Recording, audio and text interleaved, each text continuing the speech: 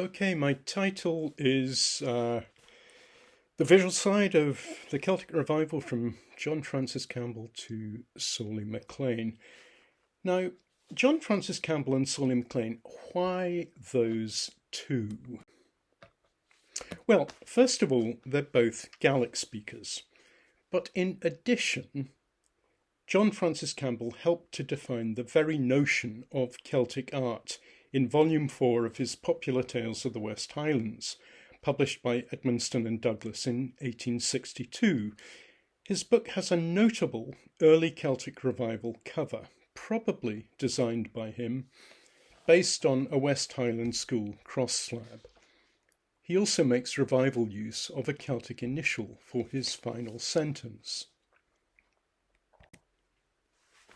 By contrast, Sorley MacLean's Eimhir, published by William Maclellan in 1943, is Gaelic modernist poetry accompanied throughout by the modernist art of William Crosby.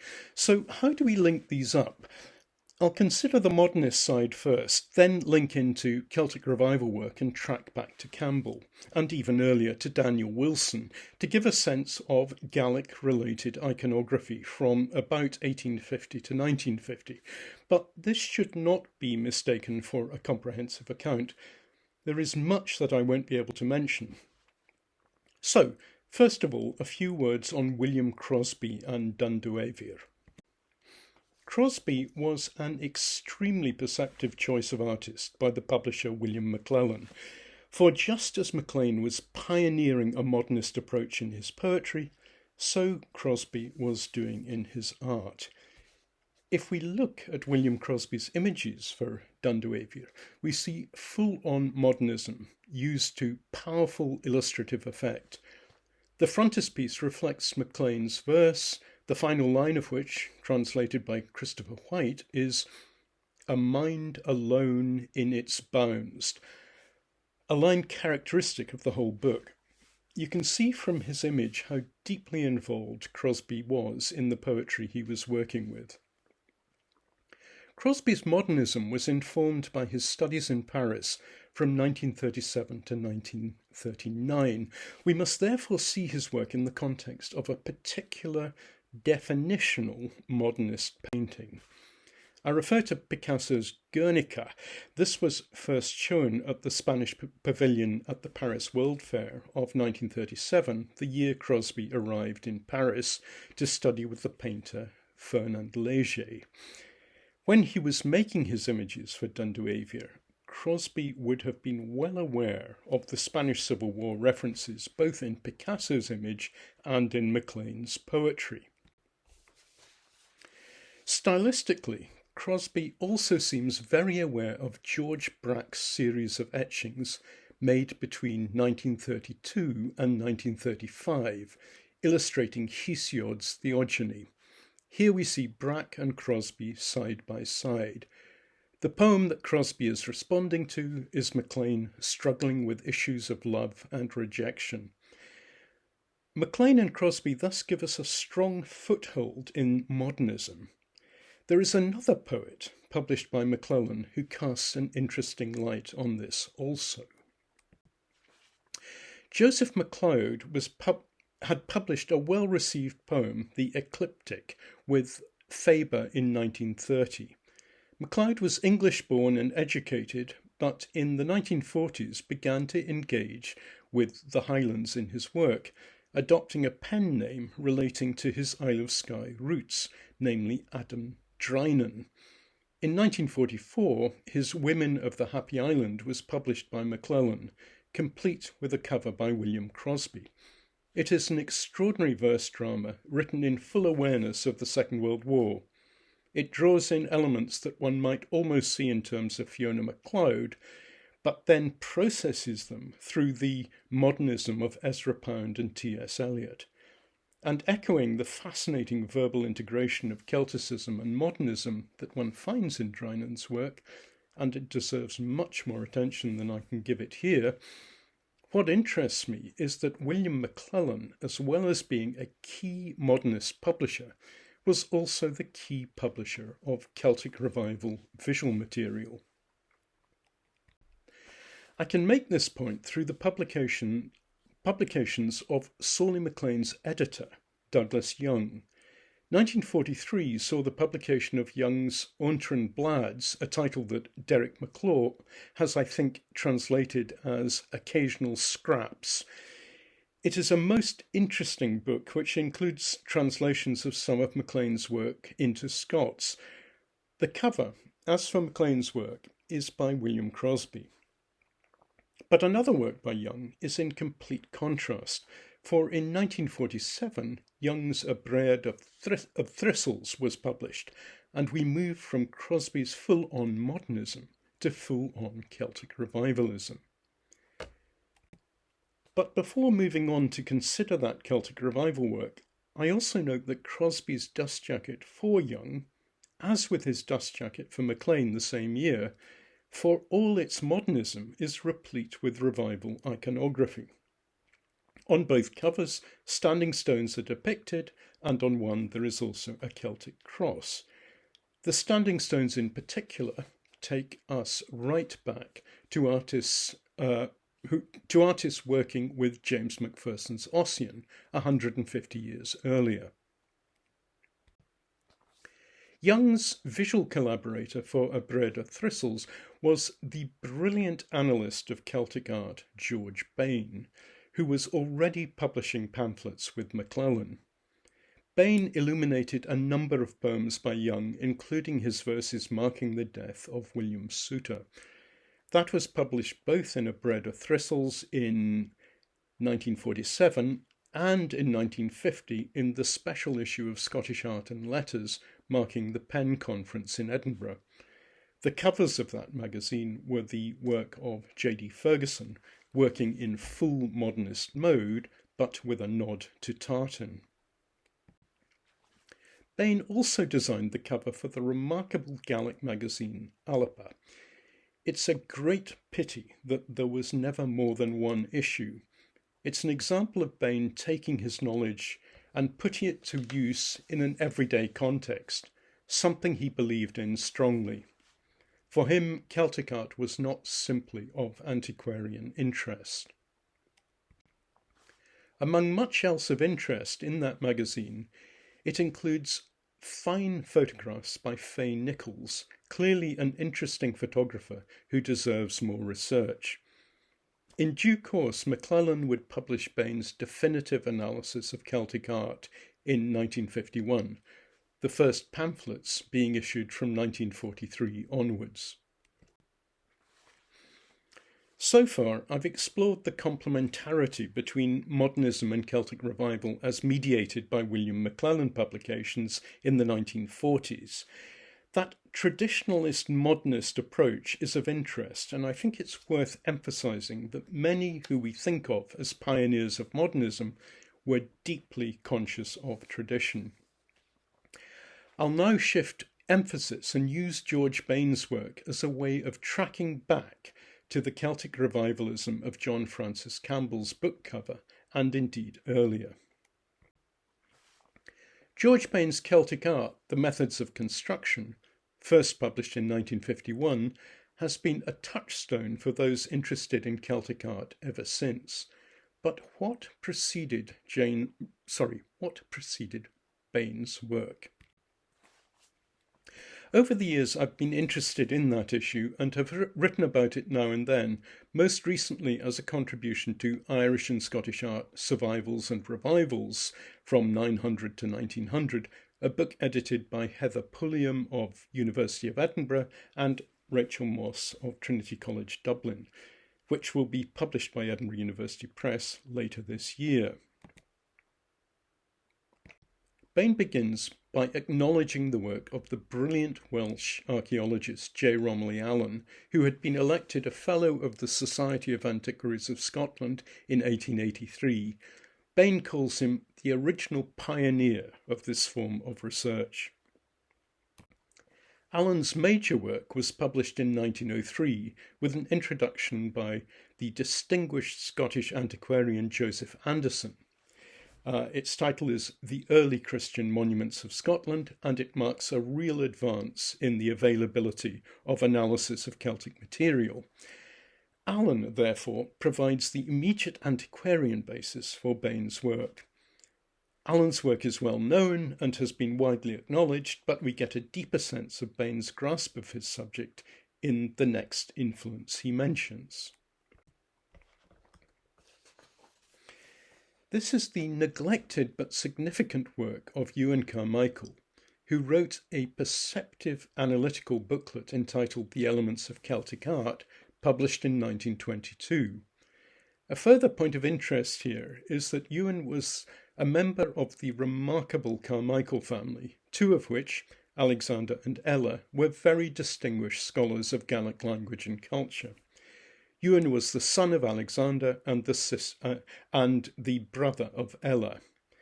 Alexander was the collector and translator of the seminal collection Carmina Gadelica, published with Ella's help in 1900, and Ella founded and edited the Celtic Review of 1904. Bain not only mentions Ewan Carmichael in his introduction, he credits him on plate 1 of his Celtic knotwork panels section of his pamphlets and book, as follows. Ewan Carmichael, son of Dr. A. Carmichael, first discovered that the Pictish artists used this method to produce a continuous line. So Bain has a very high regard for him. The contribution of Alexander Carmichael's wife Mary must also be noted here, for she was a very significant Celtic revival artist. Indeed, she made outstanding initial letters and decorations for her husband's Carmina Gadelica, published in 1900.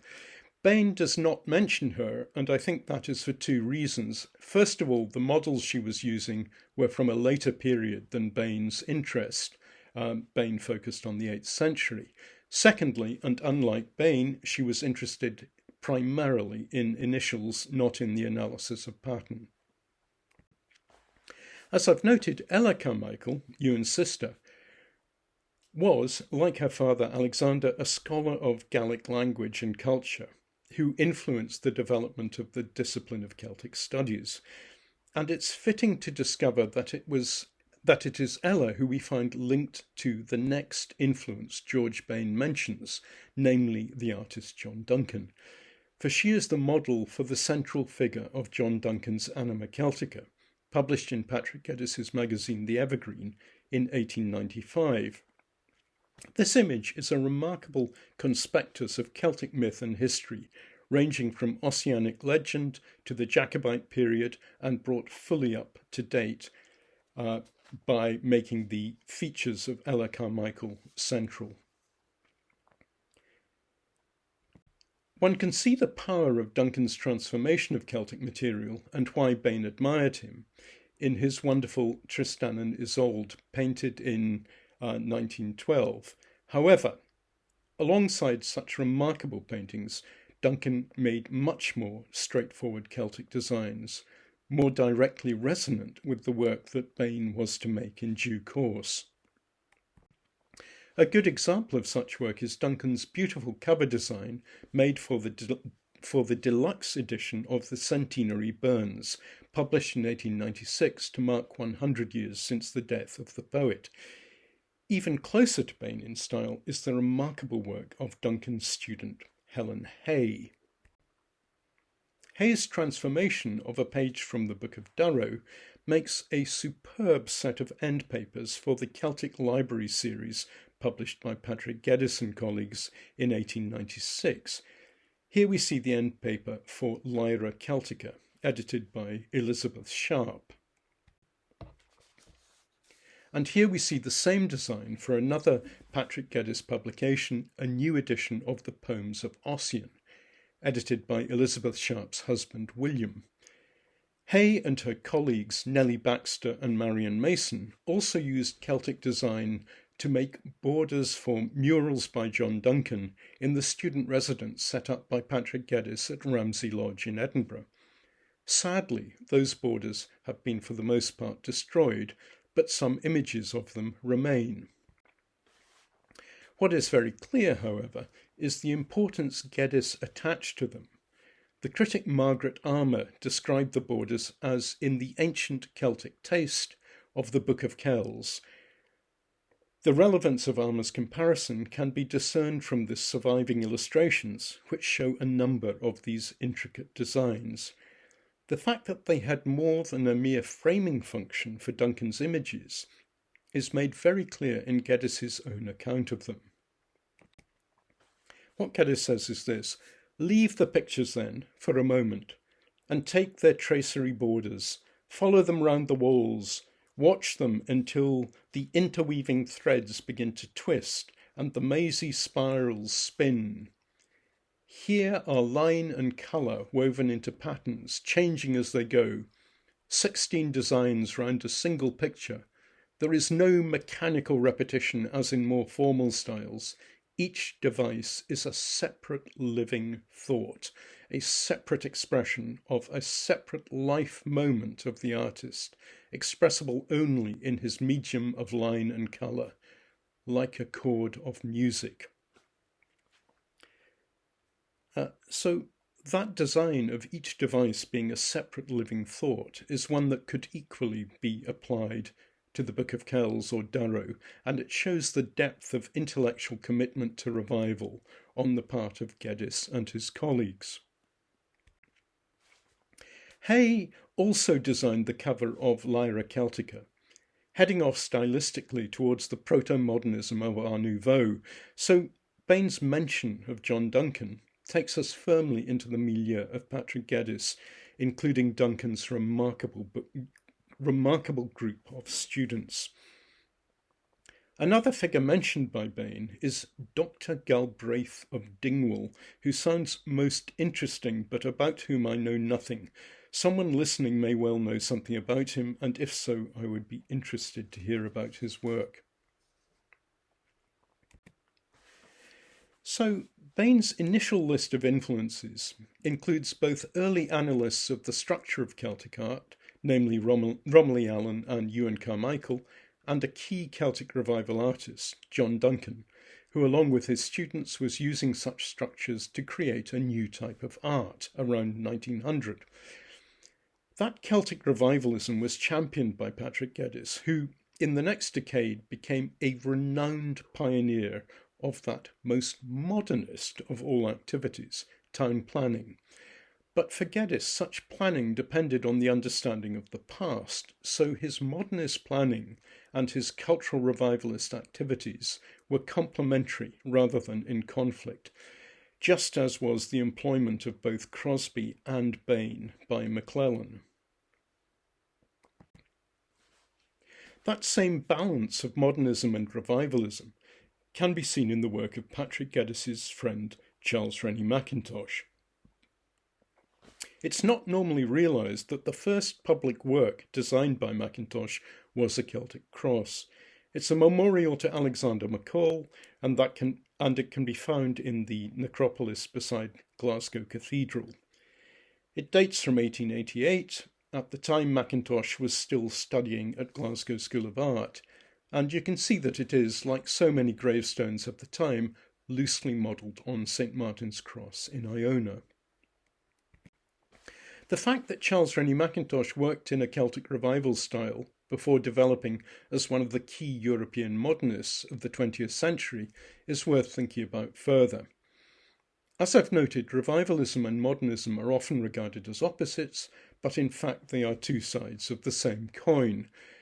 One can see them in complete integration in the modernist design of a Celtic cross book cover around 1906 by Mackintosh's close associate Talwyn Morris.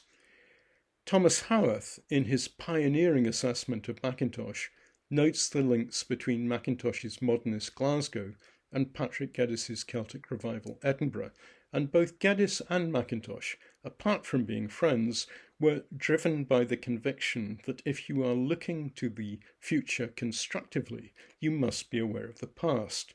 So for neither was there any contradiction between revivalism and modernism.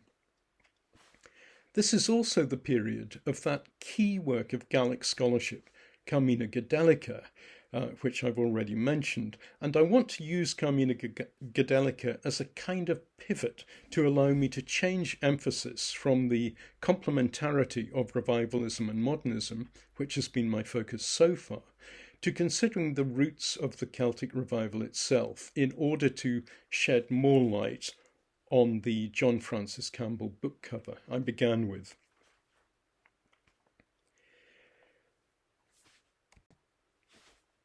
To make sense of what was happening at the time of Carmina Gadelica, at the time Carmina Gadelica was published, that's to say 1900, we need to go back even before Campbell to the publication of Daniel Wilson's Archaeology and Prehistoric Annals of Scotland in 1851.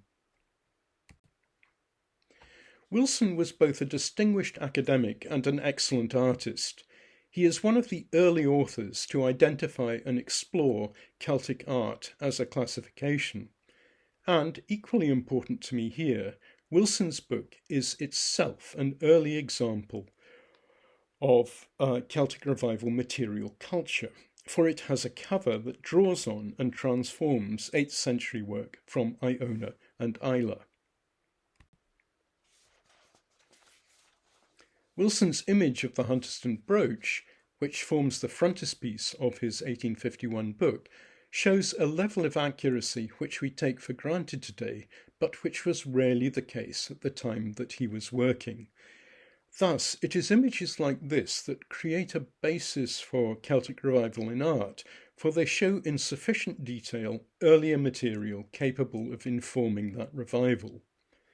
I will return to Wilson, but first I need to look back still further, for there are significant currents of Celtic revival in Scotland prior to 1851, which must also be acknowledged.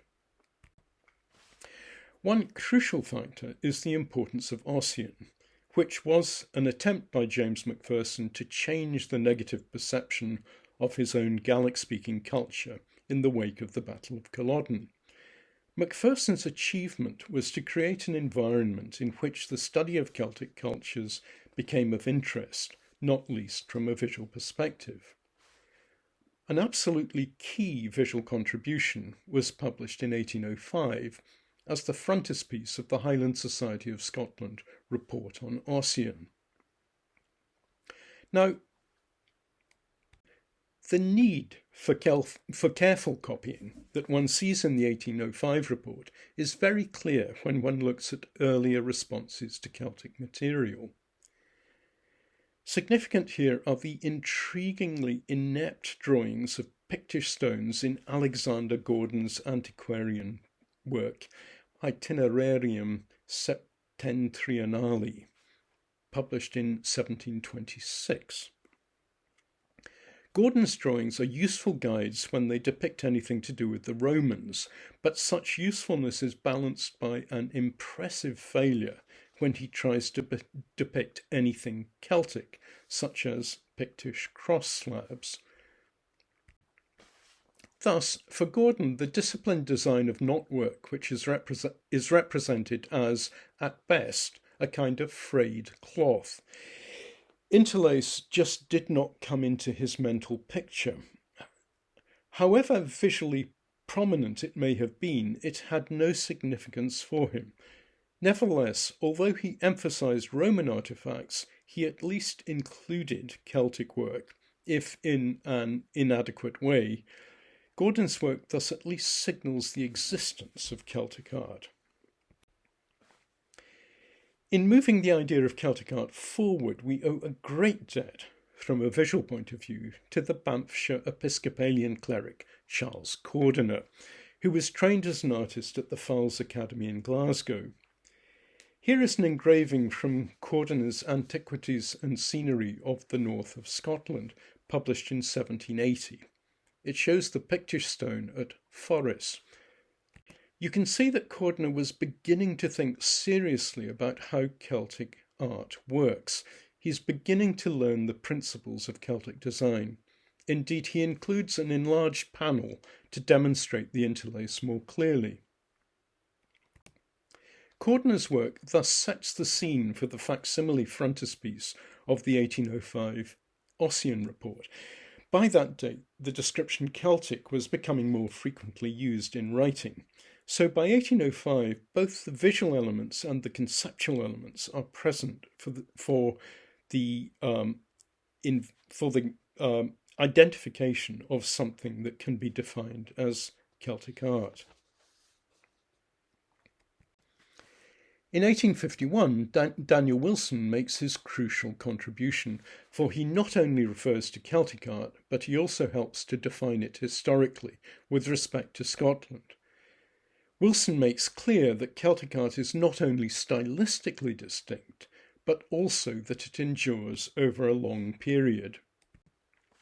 He notes what he calls the unchanging character of Celtic art, as observed on Highland brooches, drinking horns, and the decoration of the handles of Highland dirks.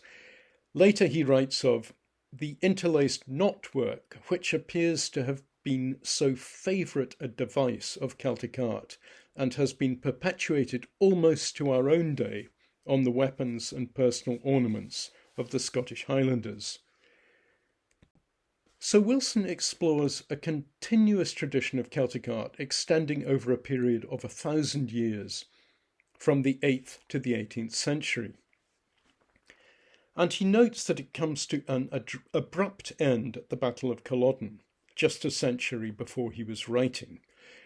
Thus, Wilson's book has two key features required for Celtic revival art, namely accurate drawings of Celtic material and the identification of Celtic art as a category. But the third feature I have noted is of equal importance, for Wilson's book is itself an example of Celtic revival design, for it has an embossed cover showing an interlace-filled cross which owes something in its overall form to both St Martin's Cross in Iona and the Kildalton Cross in Islay. The significant amount of interlace is also a clear debt to Pictish cross slabs. I would like to think that Wilson himself was the designer of the cover, but I'm not sure of that. What can be noted is that the printer was Thomas Constable, whose father was Archibald Constable, printer of the 1805 Ossian report. Printers are often ignored, but they are crucial to how we perceive visual work. Thomas Constable also printed the second edition, which has an even more elaborate cover, bringing in both Pictish work and, on the spine, West Highland work. That edition was published by Maclellan in 1863. In due course, the Constable family of printers, now trading as T&A Constable, would produce two key Celtic revival publications, Patrick Geddis's Evergreen in 1895 and 1896, and Carmina Gadelica in 1900.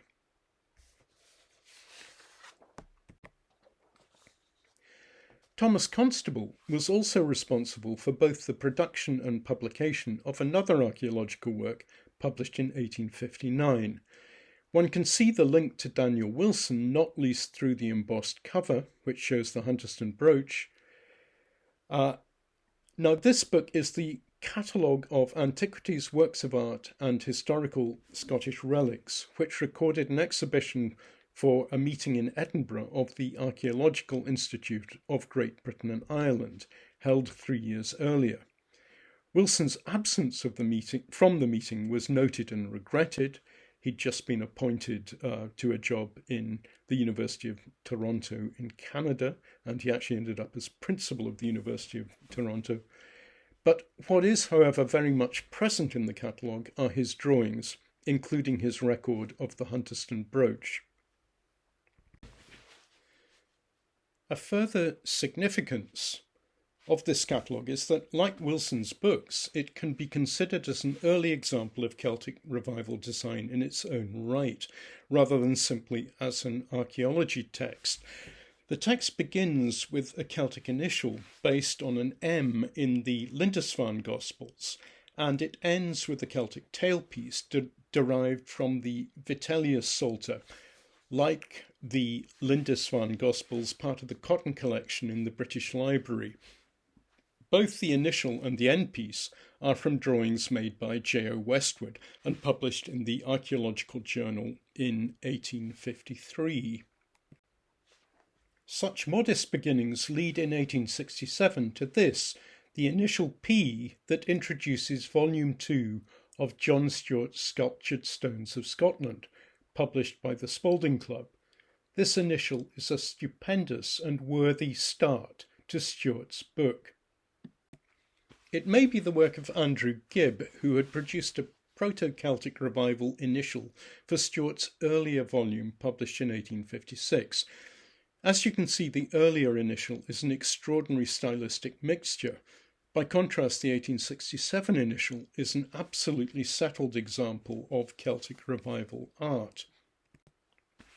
It transforms and reverses a cue from the Lindisfarne Gospels, but it is completely adapted to its mid-19th century printed context. The images of Stuart's second volume, for example this lithograph of the Kildalton cross, would have been a key source of visual reference for the forms of Iona and Islay crosses, which were adapted for monumental use in graveyards throughout Scotland and indeed much further afield. The Kildalton cross is the basis for this typical grave marker from the Grange Cemetery in Edinburgh. It was common practice for the designers of these gravestones to use the outline of the Kildalton cross or St Martin's cross, or more often a combination of the two, but to rethink the interior pattern, usually with interlace, just as we saw earlier with the cover of Daniel Wilson's book. As I've pointed out elsewhere, such memorials are an aspect of the Celtic revival which deserves much more scholarly attention. Another factor is important here. A number of these memorials bring Celtic design back to its Gaelic-speaking culture of origin. For example, one can see such reappropriation by a Gaelic-speaking community at Keilachorrell, near Roy Bridge in Lochaber. The graveyard has a forest of crosses dating from around 1900, mainly modelled in overall form on St Martin's Cross in Iona. Such reappropriation is also to be found within the covers of Gaelic language books. While Stuart's work would have been a useful general guide for designers of gravestones, his work has a much more exact relevance to what can be considered the major book of the Scottish Celtic revival, namely Carmina Gadelica, through the designs of Mary Carmichael. In 1869, Stuart's facsimile edition of the Book of Deer was published by the Spalding Club, and that work became a source for Mary Carmichael. Here are two of the initials, along with the initials they inspired. I first noted these in a paper for the Alexander Carmichael Conference in Benbecula in 2006, a conference held close to where the Carmichael family lived in the 1870s. In that paper, I also noted two initials used by Mary Carmichael, copied from manuscripts in the National Library of Scotland, which I had located by following up on a comment made by Ronald Black in his seminal article, The Gaelic Manuscripts of Scotland, which drew attention to a particular 15th century manuscript owned by the Beaton family of physicians. In his introduction to Carmina Gadelica, Alexander Carmichael notes that the letters had been copied by his wife from Celtic manuscripts, chiefly in the Advocates' Library, and he continues, "This has been a task of extreme difficulty, needing great skill and patient care, owing to the defaced conditions of the originals." In this initial T, you can see his point, and the way Mary Carmichael transforms this letter into modern printable form draws attention again to her ability as an artist. That ability to transform can be seen even more clearly in this letter F from the same manuscript, in which she has introduced a visually effective central area of interlace. The point I'm making is that we see Mary Carmichael creating new material based on the old, and if one needed a definition of what constitutes revival, that is it. thanks in large part to the excellent digitisation of Gaelic manuscripts by the National Library of Scotland, I've been able to take that research into the sources of Mary's initials further, identifying several more, for example this letter A, based on another of the 15th century Beaton manuscripts. That second manuscript in the National Library of Scotland yields a number of other letters. They all underline Mary Carmichael's ability to transform Celtic originals for her Celtic revival purposes. This T is typical. At first sight it looks like a direct copy, but in fact Mary has taken a quite different approach to the structure of the curved section. At the same time, it remains sensitive to its original. In many cases, Mary's work is a distinct improvement over that of the scribe of the original manuscript, but such improvements are always very much in the spirit of the original. Again, in this letter D, Mary's version is considerably more elegant than the original. And when I first saw this M in the form of a double-headed eagle, I thought Mary Carmichael had invented it, but in fact, as you can see, it corresponds to a 15th century original again. The same is true for another initial M, a double-headed seabird, perhaps a cormorant, perhaps referring to a pelican. I've given here sources for 10 of Mary Carmichael's initials for Carmina Gadelica. However, there are many other initials which may have more exact sources of which I am unaware. Many certainly seem to allude strongly to other Celtic work. For example, these initials S and P have something in common with initials in the Book of Kells, although intermediate sources are quite possible. One clear copy is this Q from the 11th century Rhys-Marsh Psalter, which Mary Carmichael inverts and flips to use as an initial D. It's possible she saw the original in Trinity College Dublin, but it seems more likely that she copied it from the 1853 paper by J.O. Westwood, to which I've already referred. The initial is also published in Owen Jones's pioneering design guide, The Grammar of Ornament, published in 1856. So that's another possible source for Mary Carmichael. Westwood provided a scholarly text for Jones's Celtic Ornament section. That section begins with an image of the Abelemno cross, again emphasising the importance of Pictish art to the very definition of Celtic art.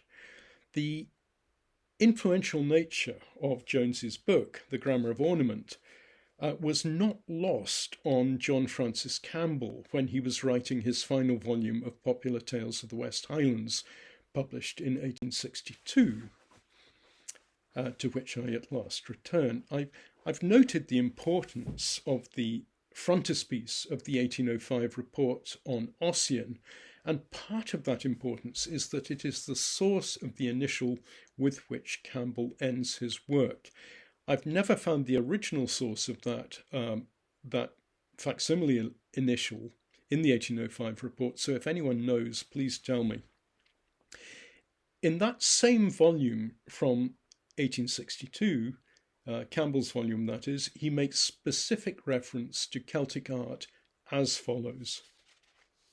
It may be new to many to hear of Celtic art, but nevertheless it is classed as such in the Grammar of Ornament by Owen Jones, who is an acknowledged authority on such matters.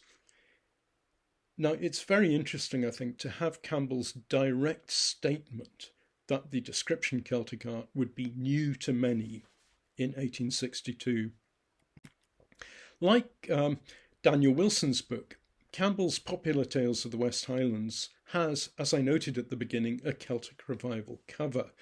But in this case, as Campbell points out, it is based on a work in Islay of the West Highlands School of Sculpture, dating from the 14th or 15th century. Both these books help to define Celtic art through their text, while at the same time, as material culture, they point the way to the Celtic revival art that one finds in later works, such as Carmina Gadelica. We've seen that Carmina Gadelica is a high point of Celtic Revival book production in Scotland, and we have seen that it was produced at the heart of a network of scholars and artists. One can appreciate that wider network further through the evident influence of one of Mary Carmichael's letters, an initial F, and also a band of her interlace, on the title page of Edward Dwelly's Illustrated Gaelic Dictionary, which began publication in 1902. Two members of the Carmichael family, Alexander and his daughter Ella, contributed linguistic advice to Dwelly, so it is not surprising to find this visual link also. As I've already noted, the Carmichael family was also part of the milieu of Patrick Geddes, and the 25-year-old Ella was John Duncan's model for Anima Celtica in the first volume of Geddes's Evergreen in 1895. Now, as I begin to conclude, I note that my focus on Celtic Revival here has been on the formal side, namely on the interlace and initials, which are explored by the likes of Helen Hay or George Bain or Mary Carmichael or John Francis Campbell. However, the imagery of Anima Celtica could have led me to a quite different, more pictorial approach, bringing in the work of Duncan's fellow Dundonian Stuart Carmichael, not least the images he made for Rory Erskine of Mar's Evergreen format magazine and Rosenach. I would also have wanted to mention Ansel Stronach's contribution to Voices from the Hills, a remarkable publication in both Gaelic and English, published in 1927.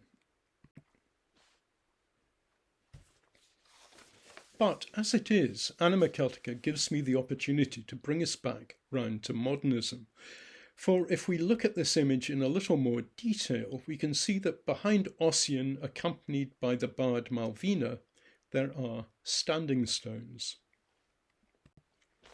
It may be no surprise to see such references to prehistory in Celtic Revival work, but it may be a surprise, as I noted earlier, to find standing stones figuring so strongly in Crosby's modernist approach to illustrating both Sorley MacLean and Douglas Young. But finding revivalism at the heart of modernism has been an underlying theme of my talk today, whether in the time of Geddes and Mackintosh at the beginning of the 20th century, or in the 1940s with the artist advocated by William Maclellan. I hope I've been able to convey something of that fascinating interplay. Thank you for listening.